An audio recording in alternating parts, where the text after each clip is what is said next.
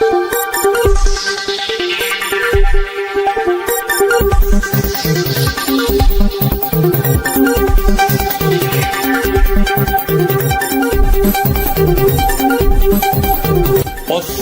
Madhesh news.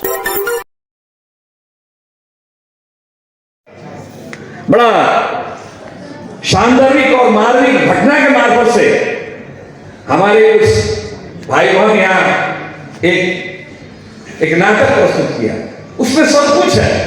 Madhesh की अवस्था क्या है, यहाँ यूनिवर्सिटी नहीं होने की वजह से, अच्छा एजुकेशन नहीं होने की वजह से हमें बाहर जाना होता है। हम चाहे यहाँ छोड़कर काठमांडू जाए, चाहे हम यहाँ से विदेश जाए, क्यों नहीं हम यहाँ अच्छा एक शिक्षा के वातावरण निर्माण करें। वो नहीं हो रहा है। क्यों नहीं हो रहा है? कि यहाँ के शिक्षा का जो नीति है वो नीति बिल्कुल गलत है।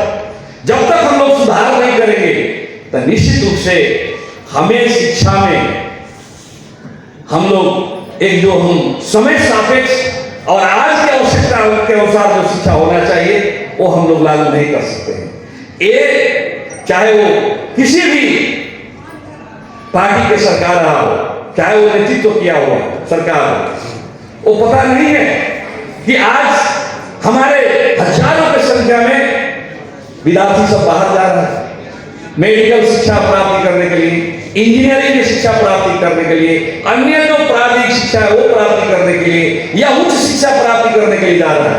क्यों नहीं यहाँ वातावरण हो रहा है? मैं मुख्यमंत्री था तो मध्य प्रदेश पहला एक प्रदेश है जहां 3 विश्वविद्यालय मैंने बनाया। वहां जाइए या मध्य स्वास्थ्य विज्ञान प्रतिष्ठान वहां एमबीबीएस और पढ़ाई शुरू हो गया। अन्य जो टेक्निकल जो है से रिलेटेड जो विषय है वहां पढ़ाई शुरू हो रहा है। आज मधेश कृषि विश्वविद्यालय वहां का अभी का सरकार का नेतृत्व कर रहा है। पार्टी उसकी बदमाशी की वजह से आज वहां बहुत परिस्थिति थोड़ा असामान्य है, लेकिन वहां आज कृषि विश्वविद्यालय में आज यही अपना घर के खाना खा के वही डेरा रहकर आज उच्च शिक्षा प्राप्ति कर रहा है। विद्यार्थी यहाँ जो नाटक दिखाने वाला भाई बहनी लोग था वो लोग प्रस्तुत किया हमारे विश्वविद्यालय में। आज जाकर जनकपुर में एमबीबीएस की पढ़ाई और वीरगंज में मधेश विश्वविद्यालय। हमने सोचा कि अगर पहले वीरगंज में साइंस एंड टेक्नोलॉजी यूनिवर्सिटी जो अध्यादेश के बाद जो आ रहा है वही अध्यादेश के माध्यम से मैंने लिया। वो साइंस एंड टेक्नोलॉजी को मैं देखा कि एक ही साइंस एंड टेक्नोलॉजी होगा तो क्यों नहीं हम हर जिला में चाहे मेडिकल कॉलेज हो, चाहे इंजीनियरिंग कॉलेज हो, चाहे अन्य प्राविधिक कॉलेज, क्यों नहीं हम लोग अपना ही अनुमति देने के लिए विश्वविद्यालय निर्माण करें। इसलिए वीरगंज में मधेश विश्वविद्यालय जो सारे के अनुमति देने वाला उसके पास अधिकार है।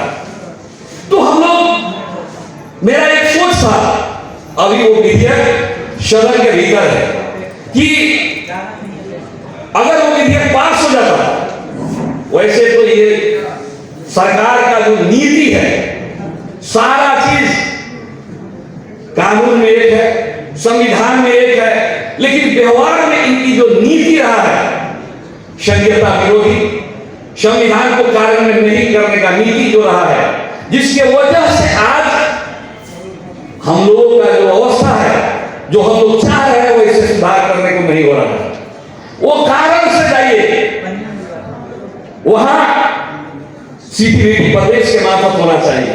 प्रदेश सीटीबीटी को लिखा, हमने प्रदेश प्राविधिक शिक्षा बोर्ड गठन करके मेरा सोच था वो विधेयक आज भी सदन के भीतर है, अगर वो पास कर भी लेता तो 8 जिला का जितना सामुदायिक विद्यालय है तो कोई नर्सिंग कॉलेज, कोई इंजीनियरिंग कॉलेज, कोई अन्य जो 3 ईयर डिप्लोमा कोर्स का जो सीटीबीटी से जो विषय होता है, मेरा तो क्या था कि स्कूल में जो सक्षम है, जहां पढ़ाने का शिक्षक लोगों का अवेलेबिलिटी है, उपलब्धता है, जिसका अपना स्रोत साधन है या नहीं है, तो सरकार के तरफ से उनके सहयोग करके वो विषय पढ़ाया जाए।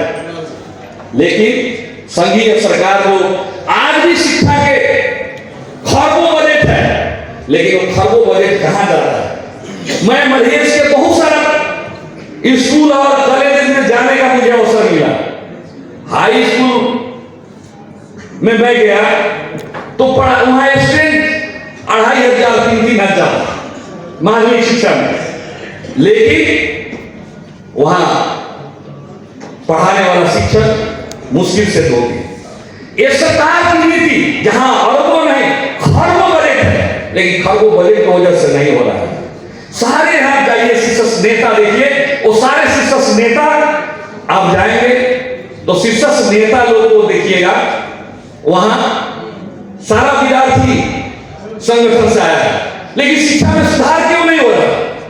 इनकी एक ही नीति है, जैसे भी चाहे वो उन्हों के शिक्षा नीति, क्योंकि सक्षम नेतृत्व आएगा, सक्षम लोगों का यहाँ अध्ययन अध्यापन होगा, यहाँ पढ़ाई होगा, यहाँ अच्छे एक जनशक्ति तैयार होगा।